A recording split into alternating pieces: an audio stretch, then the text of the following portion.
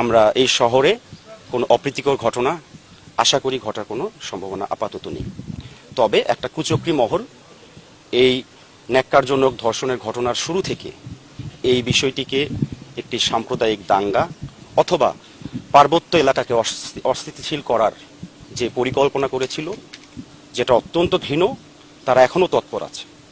তো আমরা সজাগ আছি এবং তাদেরকে যেমন আমরা নস্যাৎ করেছি, ভবিষ্যতে খাগড়াছড়ি সদরে যদি কোনো পরিকল্পনা বাস্তবায়নের প্রচেষ্টা করা হয়, কঠোর হস্তে সেনাবাহিনী দমন করার জন্য প্রস্তুত।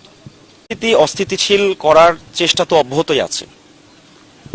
আমাদের চেকপোস্ট, আমাদের রেগুলার পেট্রোলিং, আমাদের অবৈধ অস্ত্র উদ্ধার অভিযান, সব কিছুর সমন্বয়ে আমাদের প্রচেষ্টা অব্যাহত আছে এবং ভবিষ্যৎ পরিকল্পনা আমাদের যারা অস্থিতিশীল করতে চায় তারা যত বেশি উচ্ছৃঙ্খল হবে, আমাদের পরিকল্পনা তত বেশি আরও ডিটেইল হবে, আরও অতিরিক্ত জনবল আমরা নিয়োগ করব এবং আমরা কোনোভাবেই পার্বত্য চট্টগ্রামকে অস্থিতিশীল করার যে প্রচেষ্টা কখনোই সফল হতে দেব না।